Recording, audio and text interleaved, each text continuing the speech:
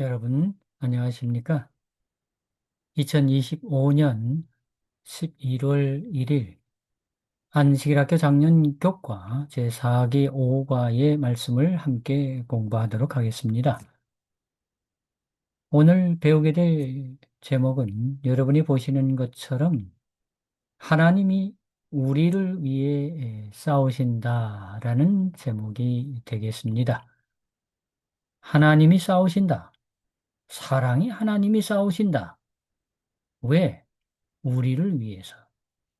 우리를 위해서 하나님이 싸우십니다. 그래서 부제로 우리를 지키시고 보호하시는 하나님이라고 붙여봤습니다. 기억절 말씀에서 이스라엘의 하나님 여호와께서 이스라엘을 위하여 싸우셨으므로 그 덕분에 하나님께서 싸워주셨으므로 그 은혜로 여호수아가 이 모든 왕들과 그들의 땅을 단번에 빼앗았다. 전적인 하나님의 은혜를 표현하고 있습니다. 오늘 배울 내용의 서론에 있는 말씀을 보면 여호수아서는 몇 가지 불편한 장면을 담고 있다. 그렇습니다. 이번 과에서 좀 불편한 장면이 있습니다. 어떤 것인가? 하나님의 전쟁, 신성한 전쟁이라는 명제하에 하나님의 명령을 받은 한 집단 이스라엘이 다른 집단 가나안 족속을 멸망시키는, 나라를 멸망시키는 상식적으로 이해가 안 되지만 불편한 장면이지만 이러한 내용을 하나님은 어떻게 그런 일들을 허락하실 수 있는가라는 제목 속에서 이번 과를 통해서 해답을 얻게 되겠습니다. 하나님 당신이 인류 역사상 어떤 전쟁이나 전투보다 훨씬 더 크고 우리 삶의 모든 영역에 영향을 미치는 큰 전쟁에 직접 관여하고 계시는 것을 보게 됩니다. 특별히 이스라엘 백성들이 가나안 족속을 멸절시키는 성경의 이야기, 성경 역사와 그 역사 속에 이 모든 일들을 대쟁투의 관점으로 볼 때에 온전히 이해할 수 있다는 것입니다. 상식적이 아니라 선과 악의 대쟁투의 관점에서 보라고 하는 것입니다. 그래서 이번 주에는 하나님께서 허락하신 전쟁이라는 문제, 하나님의 전쟁의 한계와 조건, 구약 성경 선지자들이 제시한 궁극적인 평화의 이상, 그리고 그러한 전쟁이 가지는 영적 의미들을 살펴보게 되겠습니다.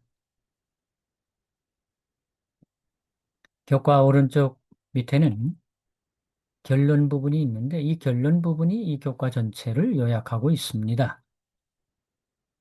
첫째는 하나님께서 전쟁에 관여하신다는 생각은 질문을 낳게 하지만 그분은 어떤 전쟁보다 중요한 대쟁투에 임하시며 선과 악의 대쟁투요. 오래전부터 시작된 선악간의 대쟁투입니다. 세계사 속의 사건도 성경의 사건도 그 맥락에서 이해할 수 있다고 하는 것입니다. 인간적인 상식적인 것으로는 이해가 안 돼도 대쟁투의 맥락에서 이해하면 선과 악의 싸움에서의 관계로 본다면 이해할 수 있다는 것입니다. 두 번째는 주님은 오래 참으시며 어떠한 민족에게도 자비의 시간, 기회를 주신다고 하는 것입니다. 어떤 나라든 어떤 민족이든 멸망이 정해지지는 않았습니다. 언제나 자유롭게 선택할 수 있는 기회가 주어진다고 하는 것입니다. 네 번째로 가나안인들은 바로처럼 기회의 문을 닫았습니다. 그 기회의 문을 닫았기 때문에 그들의 악한 문화와 함께 소멸된 것입니다. 하나님은 심판자이시기에 정복과 심판이 있었지만 그분이 싸우시는 것은 전쟁의 승리가 아닌 정의와 평화의 회복을 위함이라고 하는 것입니다. 우리는 첫째 날 가나안 사람들의 죄악에 대하여 먼저 살펴볼 필요가 있습니다. 저는 가나안 사람들의 죄악이라 그 밑에 죽어마땅한 사람들인가라고 질문을 던져봅니다. 가나안 사람들은 죽어마땅한 사람들인가? 여기에 나와 있는 성경의 말씀들을 보면 특별히 가나안에 있는 아모리 족속의 죄악들, 가나안이 더러워졌다고 말하고 있습니다. 가증한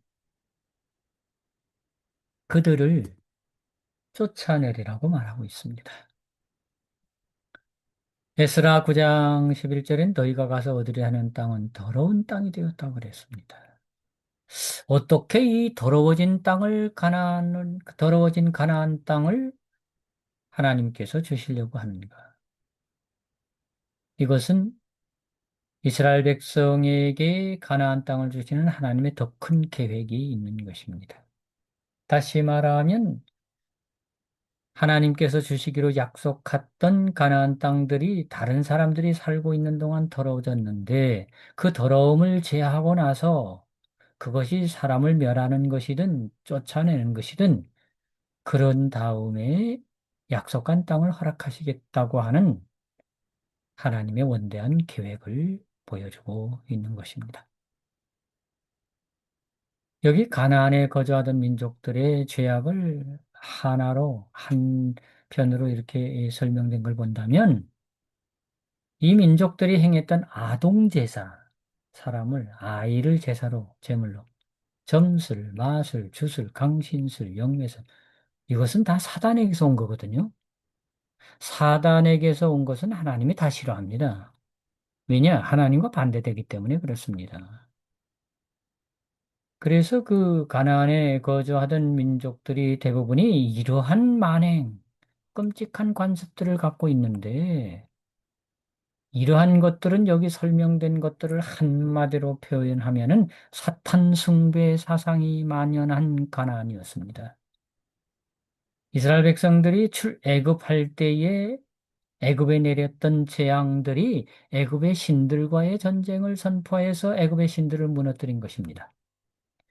마찬가지로 가나안을 무너뜨리는 것은 가나안의 종교, 즉 사탄 숭배 사상이 만연한 가나안을 하나님께서 제하겠다고 하는 것을 표현하고 있습니다. 그래서 대쟁투의 관점에서 보는 것입니다. 더구나 어린아이들, 아동을 제물로 드리는 제사는 악마 숭배 사상, 사탄 숭배 사상을 말하는 것이기 때문에 하나님께서 용납할 수 없습니다.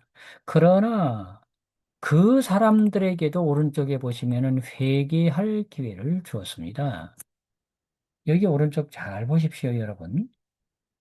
가나안 사람들의 멸망은 첫 번째로 하나님께서 가나안을 이스라엘 백성에게 주시기로 결정한 것에 따라 갑자기 주어진 생각은 아니었습니다.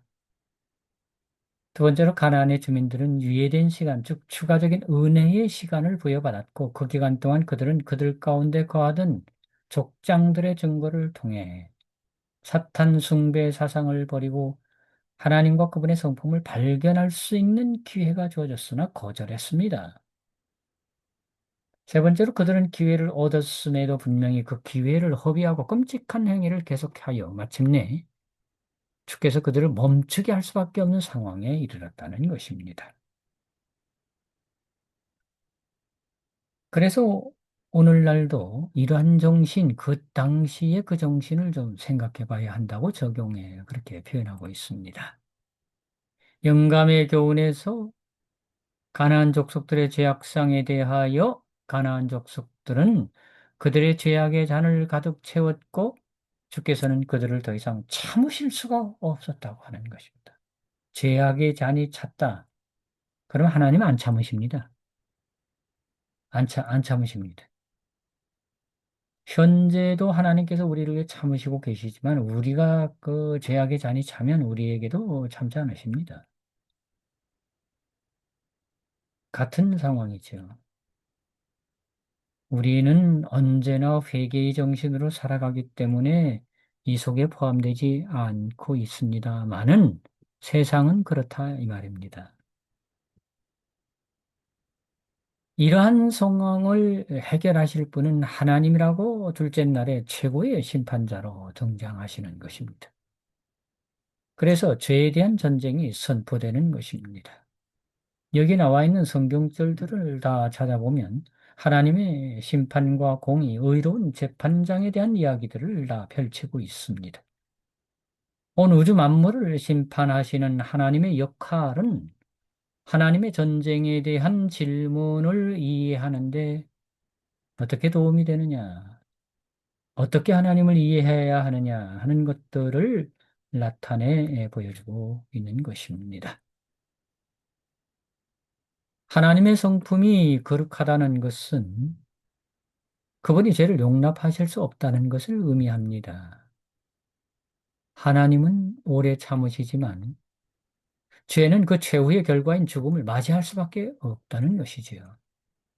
그래서 여호와께서는 이스라엘의 죄이든 가나안 사람들의 죄이든 관계없이 모든 죄에 대한 전쟁을 선포하신 것입니다.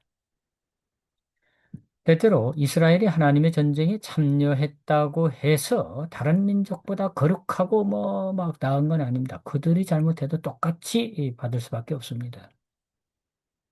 또 다른 민족들조차도 하나님의 택하신 백성을 향한 심판의 도구가 될 수 있는 것처럼요. 아래쪽에 보면은 제가 제목을 붙였습니다. 하나님의 전쟁이다. 하나님의 전쟁. 이 네모 박스 안에 들어있는 내용은 하나님의 전쟁, 오늘 교과의 중심을 보여주고 있습니다. 하나님의 전쟁 개념은 심판자로서 활동하시는 하나님을 생각할 때에만 온전히 이해할 수 있는 것입니다.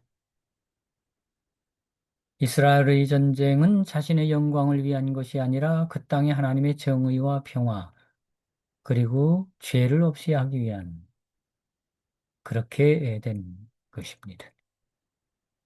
하나님의 전쟁의 개념을 이해하는 핵심에는 하나님의 통치와 주권이라는 개념이 들어 있습니다. 이는 하나님을 왕이나 심판자로 나타낼 때에 그것이 중요한 것처럼 하나님을 용사로 묘사할 때에도 마찬가지입니다. 용사로서 여호와는 심판자로서 법의 통치가 이루어지게 하고 세우시며 유지하기 위해 싸우시는 분으로 나타납니다. 이것은 당신의 성품이 반영되는 것을 말하고 있습니다. 계속해서 오른쪽에서도 하나님께서 전사로 나타나시는 것은 심판자나 왕의 모습과 마찬가지로 여호와께서 당신이 세우신 질서에 대한 반역을 영원히 용납하지 않으실 것을 분명히 보여주고 있습니다. 여호와께서 하시는 일의 목적은 정의와 평화의 회복인 것을 확인할 수 있습니다.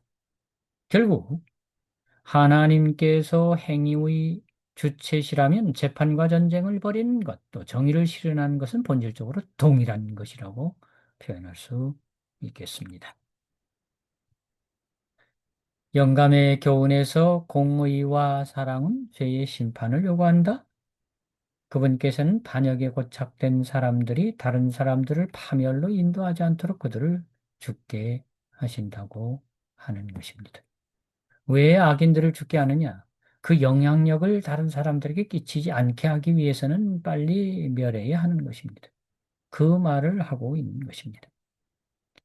셋째 날 제목에서 축출인가 멸절인가 가나안 족속들에 대한 이야기를 하고 있습니다. 근데 성경을 자세히 찾아보면 처음부터 죽이라 멸하라 말 안 했습니다. 처음에는 축출입니다. 여기 성경에 출애굽기에 나와 있는 내용들은 다 가나안 족속을 쫓아내리라고 되어 있습니다. 민수기서에 다 몰아내라고 되어 있습니다. 그런데 몰아내고 나가야 되고 그래서 그 땅을 가져야 되는데 거절하고 반대하니까 이제는 숨은 자까지 찾아내서 멸하라고 하는 명령으로 바뀌는 것입니다. 여기 설명하고 있습니다. 가나안 사람들에 대한 하나님의 원래 의도는 멸절이 아니라 축출, 내보내는 것이었습니다. 너희들 나가라. 여기 하나님 백성들 살아야 됩니다. 너희들은 죄로 인해서 죽을 수밖에 없는 사람들이다. 그러니까 일단 나가라. 그러나 거절했습니다.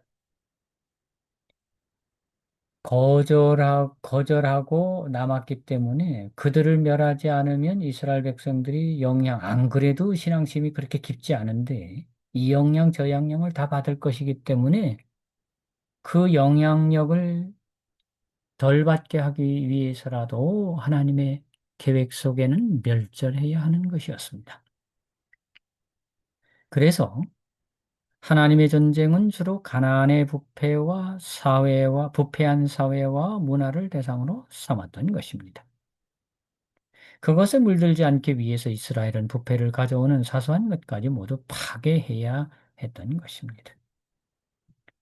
개인적으로 하나님의 주권을 인정했던 사람들은 이동을 통해 피할 수 있었습니다. 이거 맞습니다. 이스라엘 백성들이 출애굽할 당시에 마지막 열 번째 재앙에서 장자를 죽는 재앙에서 애굽의 사람들도 두려워서 문인방과 문설주에 피를 바르면 그 집 장자가 죽지 않았습니다. 믿음이 있느냐 없느냐가 아닙니다. 하나님의 명령에 순종이든 굴복이든 이행하면 되는 것이었습니다. 마찬가지로 가나안에 있던 사람들, 여러분 여리고성 함락 전에 기생 라합이 보여준 것 똑같은 것입니다. 기생 라합도 죽어야 마땅한 상황이죠. 그러나 하나님을 선택했을 때에 피할 수 있는 것이었습니다.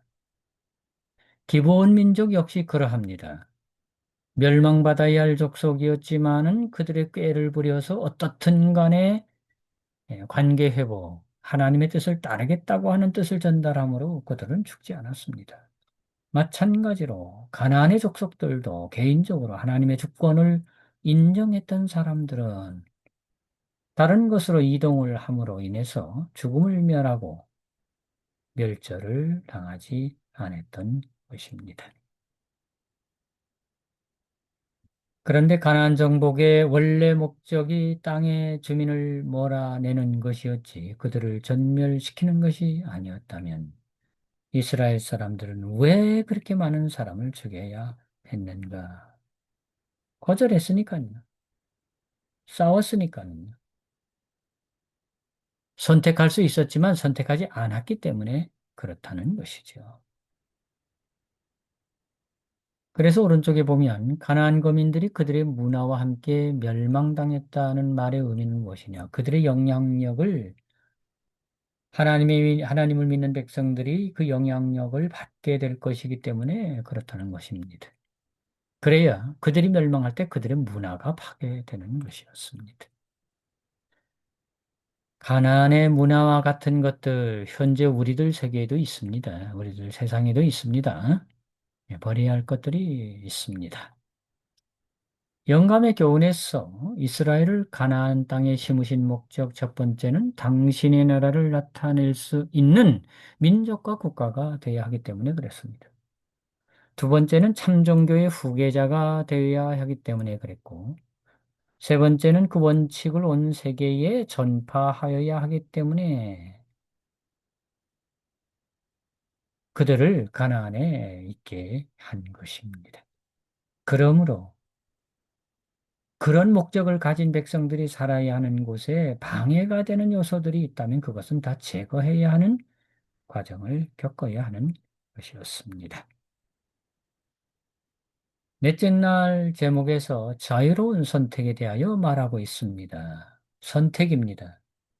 여기 성경에 있는 내용들을 쭉 살펴보면 어떻든 어떤 전쟁이나 이 이스라엘 백성들이 그 땅을 지나가게 될 때에 항상 먼저 평화를 선언.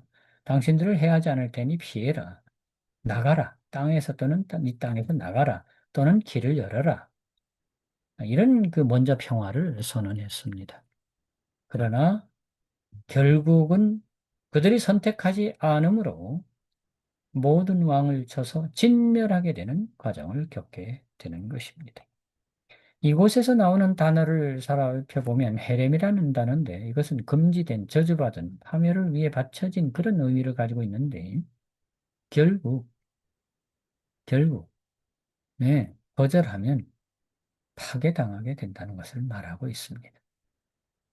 전쟁 상황에서는 대체로 파괴를 당하게 되어 있습니다. 한 민족을 완전히 멸망시키는 헤렘의 개념과 그 이행은 하나님의 성품과 명예가 달려있는 우주의 악의 세력에 대한 선악간의 대쟁투에 대한 여호와의 전쟁의 맥락에서 이해되고 있다고 하는 것입니다. 한쪽은 삶, 곧 영원한 생명, 다른 한쪽은 죽음, 곧 영원한 멸망. 이것이냐 저것이냐 둘 중 하나를 선택해야 하는 것입니다. 완전한 멸망이 이루어지는 것은 죄와 악에 대한 하나님의 의로운 심판을 묘사하고 있습니다. 심판, 집행의 위임은 첫째로 하나님의 엄격한 신정의 지휘 아래, 두 번째로 가나안 정복 기간이라는 역사상의 특정 시기 동안, 세 번째는 명확히 정해주신 고대 가나안에 국한되었던 것입니다. 파멸의 명령 아래 놓인 자들은 하나님의 뜻을 끊임없이 반역하고 거역했으며 결코 회개하지 않았기 때문에 파멸되고 멸절될 수밖에 없었던 것입니다. 특별히 여러분, 가나안을 쫓아내는 것은 하나님이 직접 치리하던 신정정치 시대였다는 것입니다. 지금은 아닙니다, 여러분. 지금 하나님께서 나라를 이렇게 몰아내라 이렇게 하지 않습니다. 예? 다른 신앙을 한다고 그러지 않습니다. 지금은 아닙니다. 지금은 영적인 의무로 우리가 생각을 해야 하는 것입니다. 이스라엘 사람들 역시 가나안 사람들의 삶의 방식을 택한다면 그들도 똑같이 멸망당할 수밖에 없는 것입니다. 네, 자유로운 선택에 의해서 말입니다. 여기 나오는군요. 라합이나 아간이나 기브온 사람들의 사례에서 볼 수 있듯이 한쪽에서 다른 쪽으로 이동할 가능성이 언제나 존재하고 있다. 선택의 기회가 있다고 하는 것입니다. 자유로운 선택. 여호와의 관계로 인해 특권을 얻었던 자들도 반역하면 하나님의 백성도 반역하면 그 권리를 잃을 수 있었고 멸망의 대상이었던 이들도 여호와의 권위에 순종하면 살 수 있었던 것입니다. 오늘날 우리는 어떤 선택을 해야 할까요? 당연히 사는 길을 선택하죠.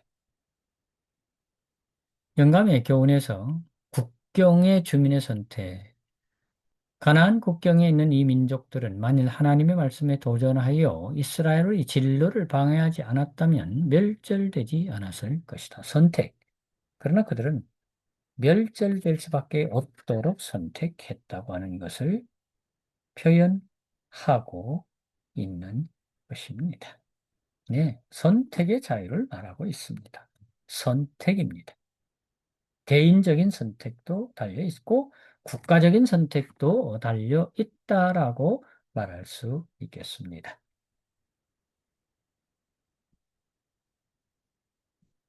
우리는 다섯째 날 목요일 제목에서 평화의 왕, 하나님은 평화의 왕, 평강의 왕이십니다.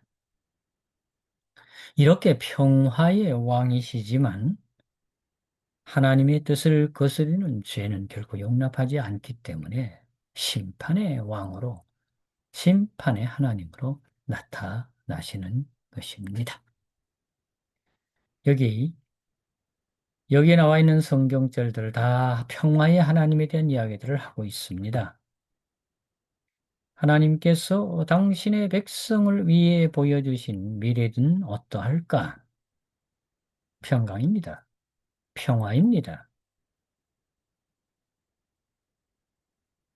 구약의 예언서가 말하는 또 다른 중요한 주제인 다가올 평화로운 메시아 시대에 대한 이상, 평강의 왕. 그분은 우리를 평화로 가득한 왕국, 곧 사자와 어린 양이 함께 풀을 뜯으며 하늘이죠. 해나 상함이 없고 평화가 다스리며 평화가 강같이 흐르는 세상. 이것이 하나님이 세우시는 나라입니다. 우리는 그 나라의 백성이 될 것입니다. 여기 중간에 보시면 열왕기하 6장의 이야기를 하고 있습니다. 불말과 불병거가 산에 가득하여 진친 모습을 엘리사를 둘러서고 있는 모습을 엘리사의 종이 보는 모습인데요. 이렇게 하나님의 종을 불말과 불병거가 하나님을 믿는 나라를 불말과 불병거가 진을 치고 있다. 우리 눈에 보이지 않지만 우리 눈에 보이지 않지만 예, 여기 그렇게 설명하고 있습니다.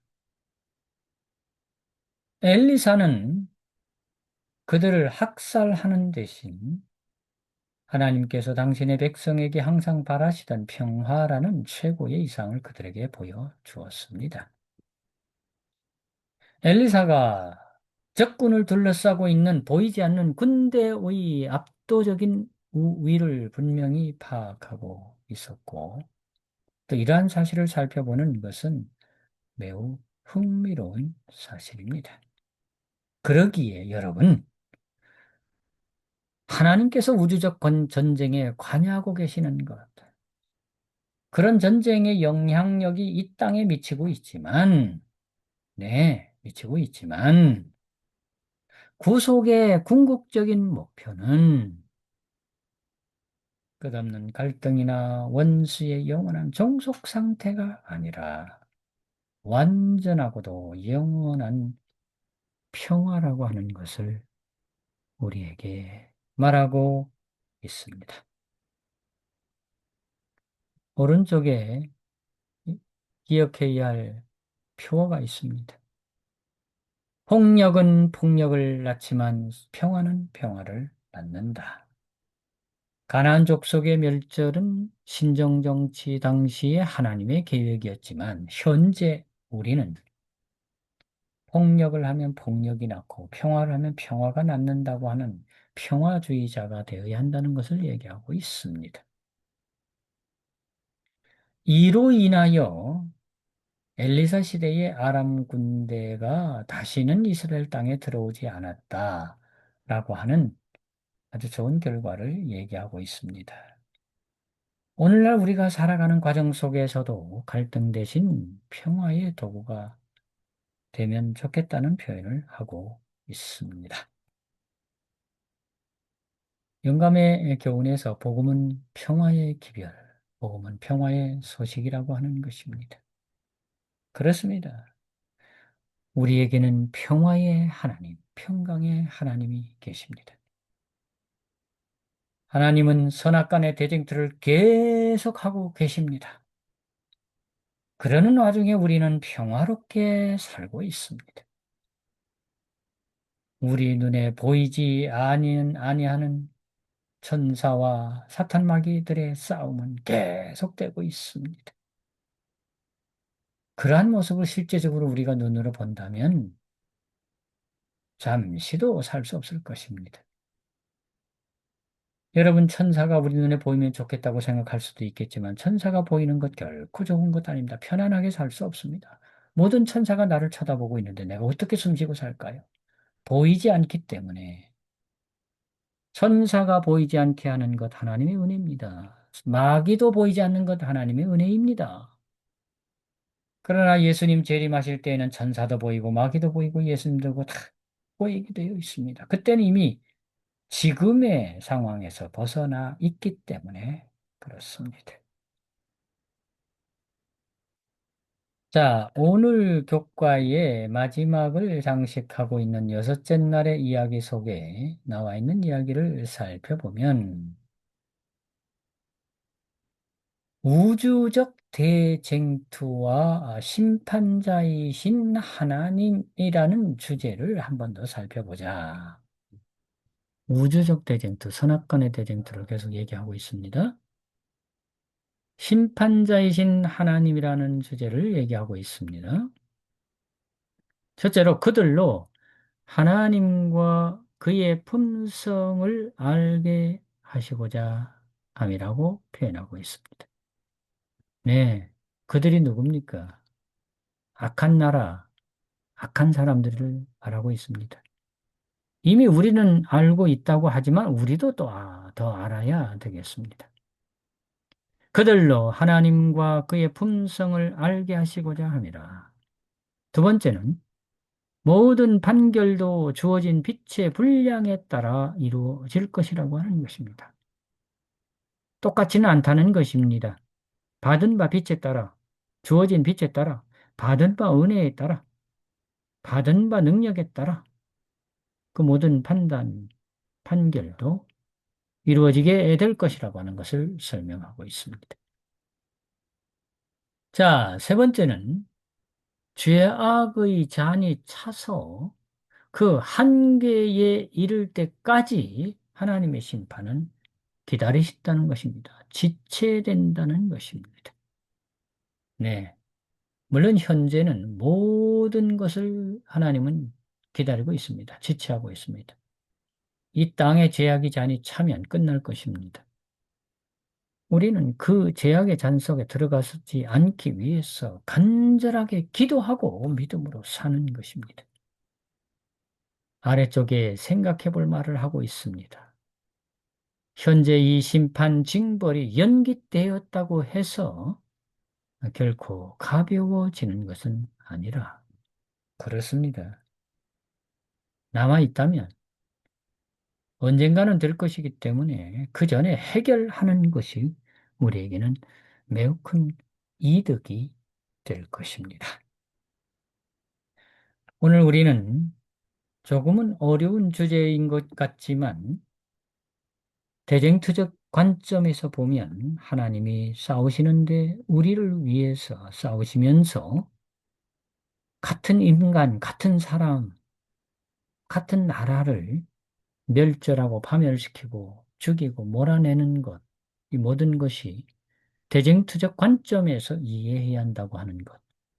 특별히 성경에 나오는 이야기는 지금의 시대가 아닌 신정정치 시대, 하나님이 직접 관여하시던 시대였기 때문에 가능했고, 현재는 이런 모든 일에 참으시는, 기다리시는 하나님의 모습, 영적인 관점으로 생각해야 한다고 하는 것을 우리에게 표현하고 있습니다.